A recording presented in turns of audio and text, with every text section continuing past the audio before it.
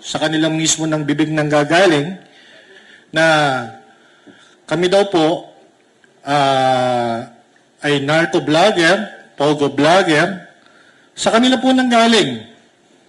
At yan nga po ang dahilan kung bakit ngayon kami nandito, kung bakit po kami gumawa ng hakbang, kung bakit po kami umaksyon. Kasi nga po, parang nagkakagaguhan eh. Para pong kaalyado ka man ng Malacanang, hindi ka namin aatrasan.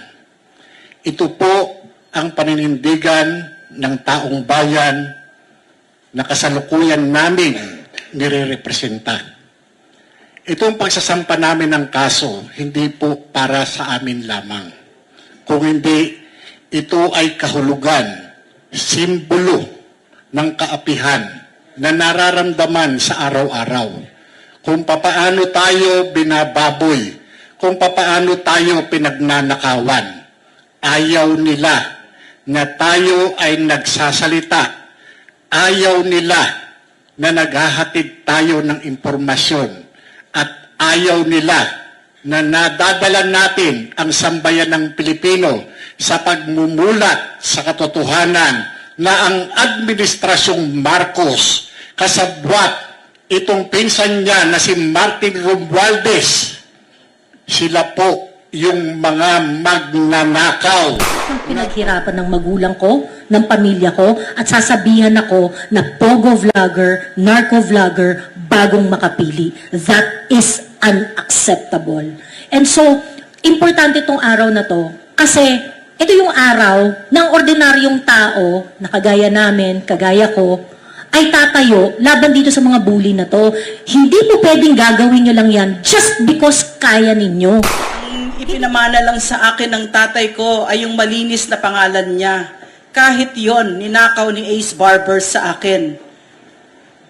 Ang tatay ko was a justice of the Sandigan Bayan when he retired. And he was incorruptible. Hindi nagnakaw ng kahit na isang sentimo sa Pilipino ang tatay ko. Pero ngayon, bigla siya, dahil sa sinabi ni Ace Barbers, bigla siya nagkaroon ng anak na corrupt, na bayaran. Hindi lang bayaran ng kung sino-sino, kundi bayaran ng mga kriminal, pogo at narco na mga sindikato. Yan ang tinuring sa akin ni Ace Barbers at sinabi niya ito, hindi lang sa isang maliit na grupo, kundi sa mainstream media. Maaaring palampasin ito, lalong-lalo na galing sa isang tao na kongresista, na isang opisyal ng gobyerno.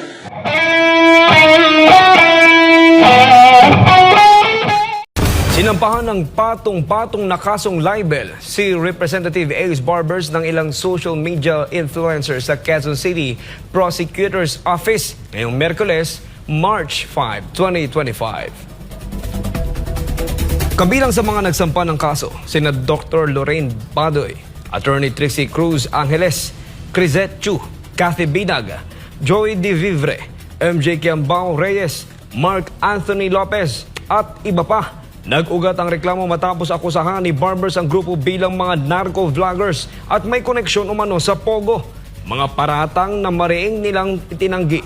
Ayon sa kanila, walang basehan ang mga pahayag ng kongresista at labis itong nakakaapekto sa kanilang reputasyon at kabuhayan. Dahil dito, naghain sila ng kasong libel para ipagtanggol ang kanilang pangalan at pananagutin si Barbers sa kanyang mga alegasyon. Kung hindi, naririnig na namin from no less than the President, the Secretary, the Press Secretary, sa press officer, naririnig namin from law enforcement agencies. So yung pag-akusa sa amin ng mga bagay katulad ng narco-vlogger, pogo-vlogger, fake news, ay umaabot, pro-China vloggers, ay umaabot na sa punto na akusasyon na ito, imputasyon na ito sa amin ng mga krimen o depekto na posibleng dumikit sa amin panghabang buhay. Hindi namin maaaring palampasin ito, lalong-lalo na galing sa isang tao na kongresista, na isang opisyal ng gobyerno. At kadalasan, although yung mga remarks niya dito ay hindi covered ng immunity, ginagamit din ang kanyang posisyon para makapanirang puri. Isang dahilan sa aming pagsampa ng kaso na ito para ipakita itong investigasyon na ginagawa ng Kongreso ay superfluous. Pinapakita namin by filing these cases that the law is sufficient. Kung mayroon silang nakikita na mali kaming sinabi, na may paglalabag sa batas, andyan na nga po ang batas. At yan po ay dinidemonstrate namin ngayon. Bukod sa paninirang puri na ginawa niya, ginagamit namin ang existent na sistema ng hustisya para sagutin ang aming pangangailangan dito para mapuno yung mali na ginawa niya at magawan ng resolusyon ito. We are taking recourse with the law and with the system already in place because we believe that that system is enough. Mayroon pang mga saloobin ang aming mga kasama dito. Umpisan namin dito kay Dr. Lorraine Badoy. Para sa akin naman, ang pinaglalaban ko at ipinaglalaban din namin lahat dito ay yung freedom of expression. No? Hindi pwede tayong manahimik dito kasi nararamdaman na namin na pabigat ng pabigat ang kamay ng gobyerno ngayon. No? Parang pinagbubuhatan na tayo ng kamay. Yung freedom, yung kalayaan para mamahayag ng saloobin at yung aming opinion ay ngayon ay sinisikil. At yung nakakatakot na nakikita namin dito ay parang paliit na lang ng paliit yung espasyo namin para pwedeng magmamahayag ng malaya. No, so, kailangan namin gawin ito kasi kami mga nanay, no? Kami mga meron kami sari-sariling mga propesyon. Pero para sa akin, ginagawa ko ito for my children and for future generations of Filipinos. Kahit yung ngayon, napakahalaga na ipaglaban natin ang karapatan natin to free expression. This is the greatest expression. It is a right above all rights and it is worth every fight and everything that we put into it. And I want for future generations to look back at this time when that right, that freedom has been endangered by people who are in power and that they will see that we fought for it. Gusto ko din mag-recalibrate tayo ngayon kasi ang nakikita ko ngayon, yung pagmamalabis ng mga nasa poder ngayon. Meron akong short stint sa gobyerno at maliwanag sa akin noon kung anong ibig sabihin pag may hawak ang kapangyarihan. Hindi ito ginagamit para pagbuhatan ng kamay ang mga ordinaryong mamamayan. Ginagamit ito para depensahan, protektahan at pagandahin ang buhay ng mga Pilipino. Hindi ito ginagamit para patahimikin, para sirain ang mga buhay namin, mga reputasyon namin. For instance, me, no? Ang ipinamana lang sa akin ng tatay ko ay yung malinis na pangalan niya. Kahit yon, ninakaw ni Ace Barbers sa akin.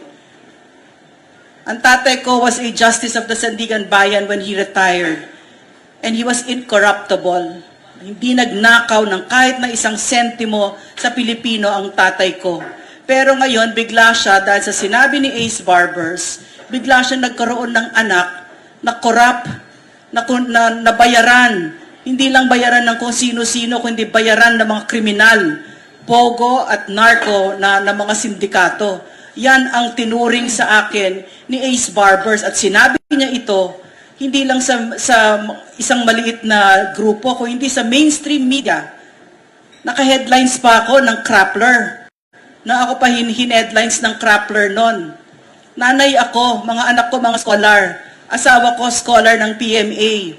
Bigla na lang nagkaroon sila ng nanay na narco-vlogger at pogo-vlogger. Ganyan ang ginawa ni Ace Barbers sa akin. Doktor ako, writer ako. Na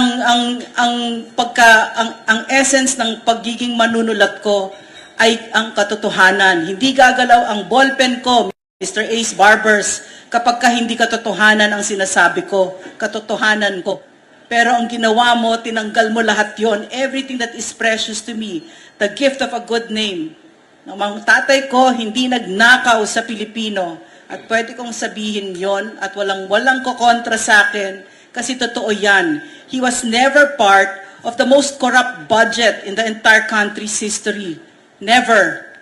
He was a congressman as well. No? So, that one, Ace Barber stole from me, and I think he has to be made accountable for that. Si Ms. Joey Cruz. Hello. Ayan, magandang gabi sa inyong lahat. Ito pong aksyon na ito na ginawa namin ngayong hapon, ngayong araw, ay napaka-importante kasi, especially sa akin, dahil ako ay galing sa napakasimpleng pamilya. Pinalaki ako ng mga magulang ko na talagang napaka-hardworking. At ang puhunan talaga lang namin ay lumaban ng patas sa buhay.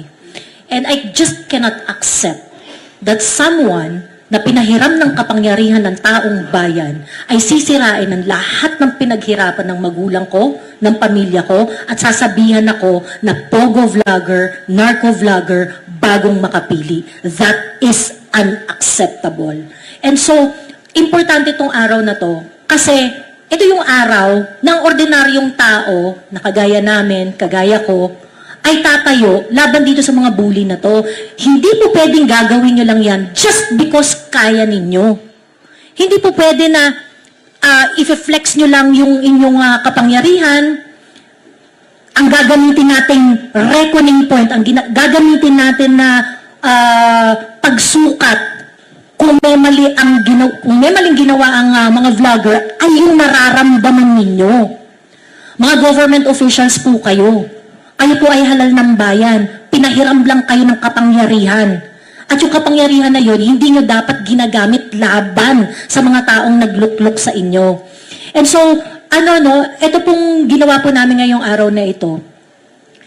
Ito po ay bagay na gusto naming itatak sa lahat ng mga Pilipino na gusto at nangangarap ng isang mas magandang Pilipinas.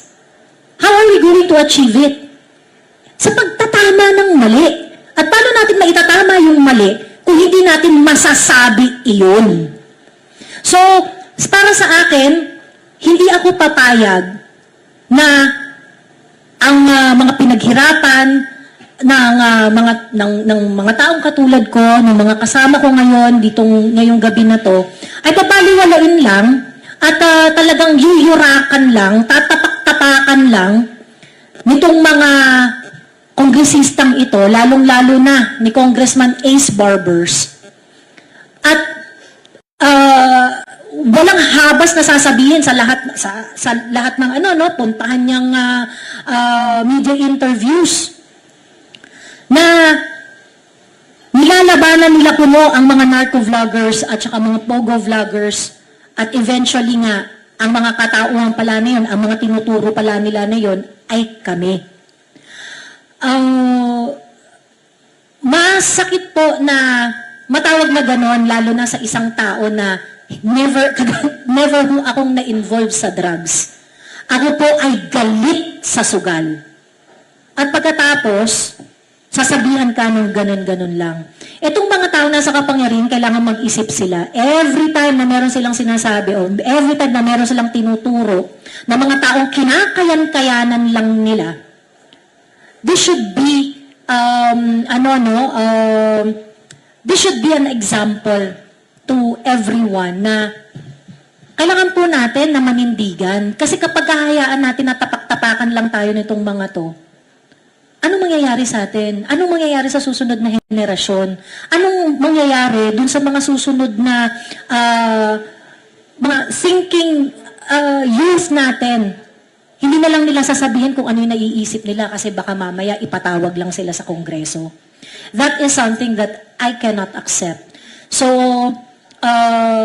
yun po, no, ang ginawa po namin ngayong araw na ito ay para po sa, of course, para sa pag-restore ng aming reputasyon na winarak nitong mga tao sa Kongreso, especially yung mga tao dyan sa TRICOM. At para para na rin dun sa aming mga mahal sa buhay, para na rin sa mahal naming bayan, at para na rin sa susunod na henerasyon. Because we have to make sure that our freedom to express is preserved.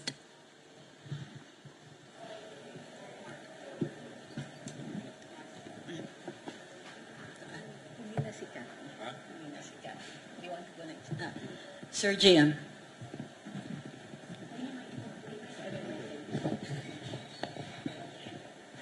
Hello. Magandang hapon sa inyong lahat. Itong ginawa namin, ito yung katugunan sa panalangin ng sambayan ng Pilipino na manindigan laban sa mga opisyalis ng gobyerno na walang ginawa kundi walang habas na salaulain ang karapatan ng maliliit sa lipunan tulad natin. Itong pagsasampa namin ng kasong libelo na tinutukoy sa Article 355 ng Revised Penal Code, ito ay isang babala na hindi komo ikaw ay humahawak ng isang posisyon ng kapangyarihan, kaalyado ka man ng Malacanang, hindi ka namin aatrasan. Ito po ang paninindigan ng taong bayan na kasalukuyan namin nire-representa. Itong pagsasampa namin ng kaso, hindi po para sa amin lamang. Kung hindi, ito ay kahulugan, simbolo ng kaapihan na nararamdaman sa araw-araw. Kung papaano tayo binababoy, kung papaano tayo pinagnanakawan. Ayaw nila na tayo ay nagsasalita. Ayaw nila na naghahatid tayo ng impormasyon. At ayaw nila na nadadala natin ang sambayan ng Pilipino sa pagmumulat sa katotohanan na ang Administrasyong Marcos, kasabwat itong pinsan niya na si Martin Romualdez, sila po yung mga magnanakaw na tumatangay ng ating kabang bayan. Patuloy po tayong nagsasakripisyo, naghahanap buhay, nagninegosyo, nagbabayad ng buwis para lamang mayroon silang lulustayin. Tama na po. Maawa na po kayo sa sambayan ng Pilipino. Kahit po maliit na kaso, itong libelo, sisiguraduhin namin sa inyo na ito ay iindahin ninyo. Sapagkat sa pamamagitan ng ating hukuman, mapipilitan po kayo na patunayan ang lahat ng akusasyon na ipinaparatang ninyo sa amin. Saan ka ba nakakita na ako'y ibinuwis ko ang buhay sa kampanya laban sa ipinagbabawal na gamot? Sukdulan, ipagpalit ko ang kinabukasan, hindi lamang ng aking sarili. Nawasak ang aking karir, nasakripisyo ang aking pamilya. Tumayo ako para sa katotohanan, para lamang matigil yung pagtatanim ng illegal na droga, yung pambababoy sa karapatan ng mga inosenteng mamamayan.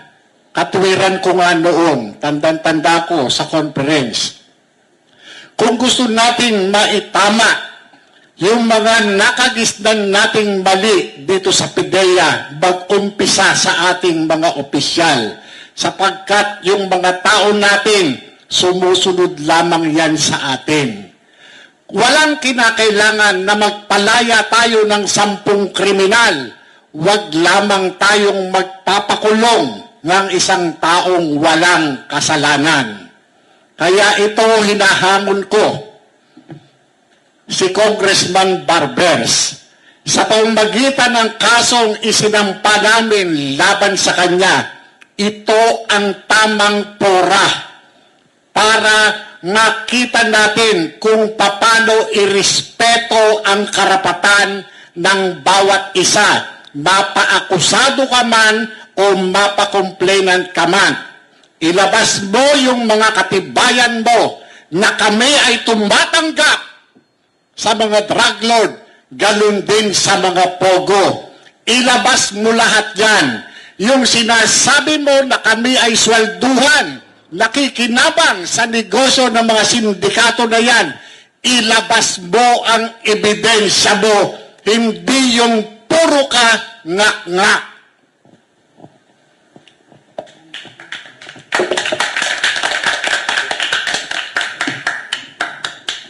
Sir Mark Lopez.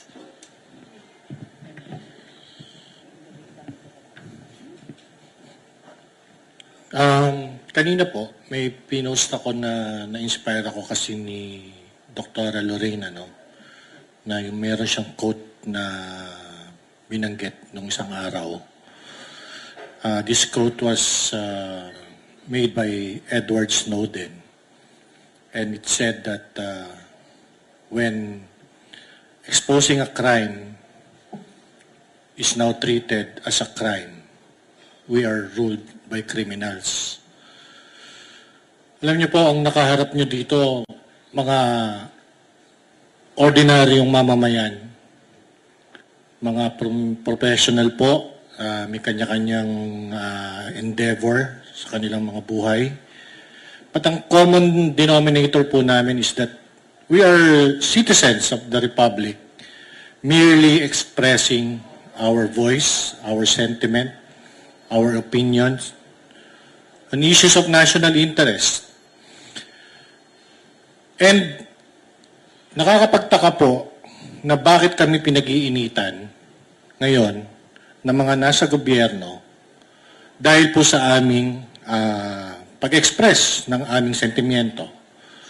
Nakakapagtaka po bakit kailangan nila kaming i-drag sa isang hearing at gusto nilang palabasin na iniimbitahan kami, pero bakit kami pinipilit? At yun nga, hindi na nila maiwasan, sila na mismo, sa kanilang mismo ng bibig ng gagaling, na kami daw po ay narco-vlogger, pogo-vlogger, sa kanila po nang galing. At yan nga po ang dahilan kung bakit ngayon kami nandito, kung bakit po kami gumawa ng hakbang, kung bakit po kami umaksyon. Kasi nga po, parang nagkakagaguhan Para po yatang kami ng mga ordinaryong mamamayan na gusto lang naman namin ng isang matinong gobyerno, gusto lang naman namin na I think ang ano po dito is that kahit anong kulay namin, kahit ano po ang aming political leaning, iisa lang naman po talaga yung gusto nating mangyari. At yun po yung umasenso, umangat ang ating bayang Pilipinas. Kaya nga po kami nagsasalita, kaya po kami nag-expose ng mga problema sa gobyerno, kaya po namin sinasabi na merong ganitong issues, kaya po namin hina-highlight. At hindi naman din po nanggagaling sa amin yun. Kami rin po ay bumabase lang din naman sa mga nalalaman namin sa paligid-ligid, sa mga nire-report din, sa mga nakikita natin mismo sa gobyerno, di ba? Hindi naman po namin iniimbento ang mga sinasabi namin. Hindi naman po namin yung ginagawang parang, ano lang kami, parang mga kwentong barbero.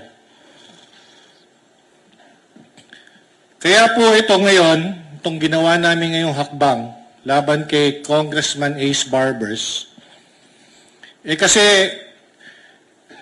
lumalabas po, siya po yung nagiging siya po yung parang nagiging purveyor ng fake news.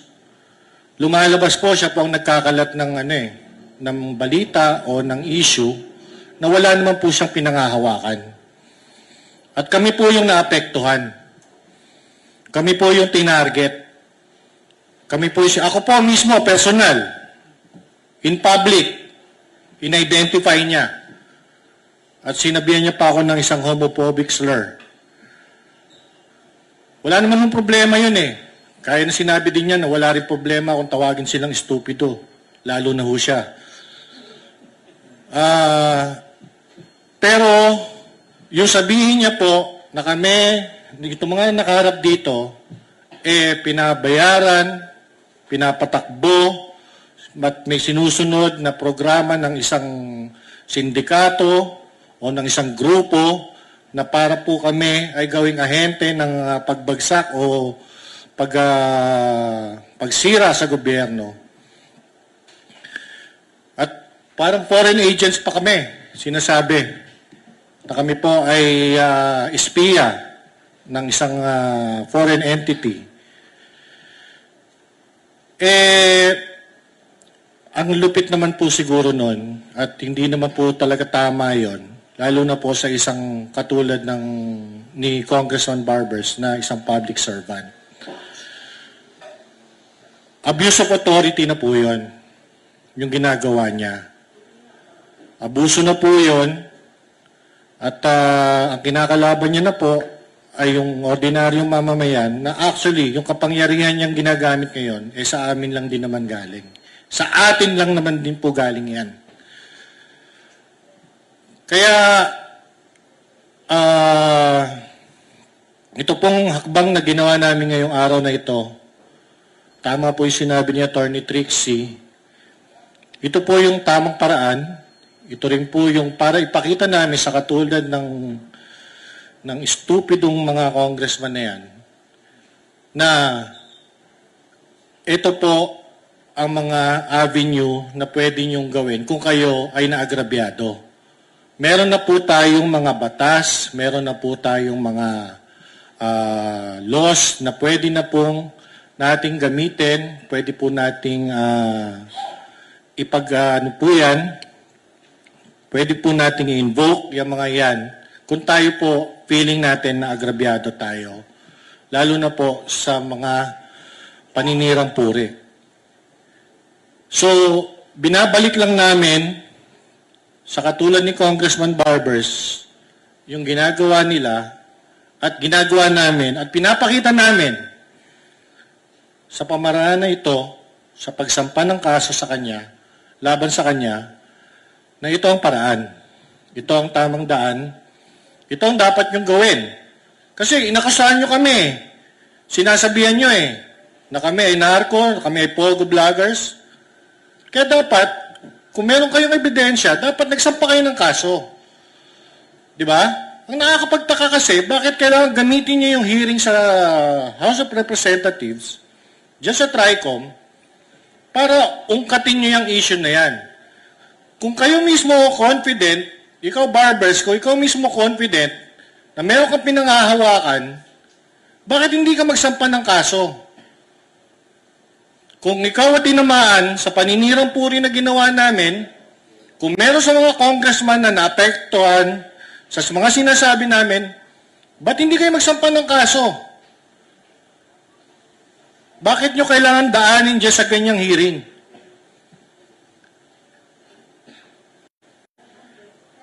So yan po mga kababayan, no? Yan po lang yung gusto namin maging mensahe dito sa aming ginawa. Na kami po, dahil ordinaryong mamamayan,